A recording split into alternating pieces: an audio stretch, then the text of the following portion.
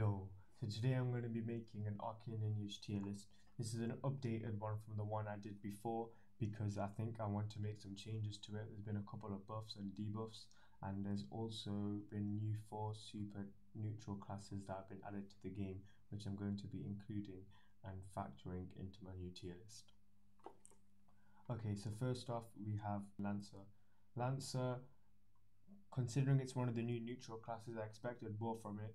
It was quite hyped, to be honest. It looks really cool. It's probably one of the best effects in the game, but honestly, it doesn't live up to its expectations at all. I think it does need a major buff for it to be viable.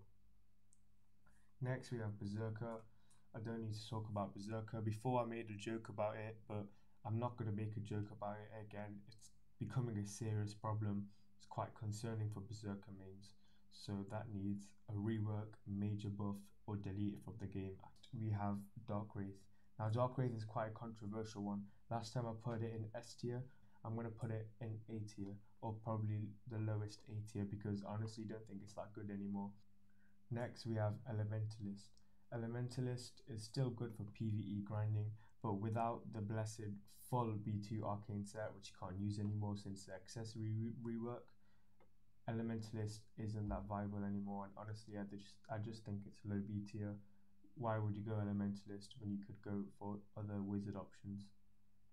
Next we have Assassin. Assassin was A plus on my last tier list, and honestly I don't think it's that good anymore. I had a lack of knowledge last time, so that's why I put it so high up. Assassin is honestly one of the most overrated classes in the game, and the people who say it's good are just coping. Next we have Paladin. Again, similar to Lancer, it's just a copy of Lancer, except it does more support and less damage. I'm going to put it in needs a rework or major buff. I don't see anybody using Paladin, it's just for indecisive people, to be honest. Next we have Monk. Now Monk is extremely good, it's way better than Dark Wraith. For Thorian and even for Yordle, Monk is extremely fun to play as well, it's got the best mini game. Next we have Hexer. Now Hexer is extremely underrated. Me personally, I think it's one of the best support classes in the game. If you pair it with a brawler, you can literally do insane damage over a small amount of turns, and it's heavily slept on. It has a stun move, and it has a move that deals lots of debuffs, and if you stack that with Darksigil, honestly you can be doing some crazy combos. Next we have Rogue. It's a must have for everyone to have a Rogue in their account, so I'm going to have to put it in A tier.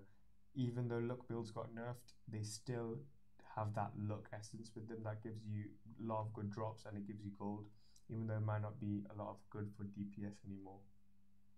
Upon saying that, I'm going to have to put Dark Wraith in the lowest A tier below Hexer. Impaler. Impaler was rated highly S tier for the DPS last time, but now that there are better options, it really just isn't it. It's still really good, but considering the other options you could take, I'm going to have to put it in B tier. Upon saying that, I'm going to have to put Dark Wraith just above Assassin, because if I'm comparing Impaler and Dark Wraith, Impaler outshines Dark Wraith by miles. Next we have Brawler.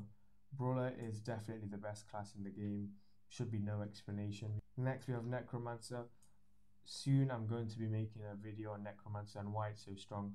The two new accessories, Calling and Summoning, plus the Blessed +2 Arcane, make Necromancer one of the best classes in the game. A skeleton had 230 HP, which is crazy to think about. Next we have Saint. It's always going to be S tier unless it gets nerfed majorly. Saint is the only healing class in the game, so it's always going to be better for a very long time. Next we have Blade Dancer. Blade Dancer is extremely strong, it's definitely going to belong in S tier. It does insane damage multi-hits, and you can also kill Yordle in 3 turns. The reason I'm not putting it above Saint or above Necromancer is because you can use Brawler for that job. However, Blade Dancer and Brawler are equally as strong, I'd say. Now, upon looking at this tier list again, if I had to make any changes, honestly I would put Elementalist higher, Dark Wraith lower, Assassin lower, and I think they're the only necessary changes. Maybe in A tier you could swap Rogue and Monk, but that doesn't really matter. So that's it for today's tier list. If you like this tier list, please like the video. If you think that anything should be changed, please let me know in the comments.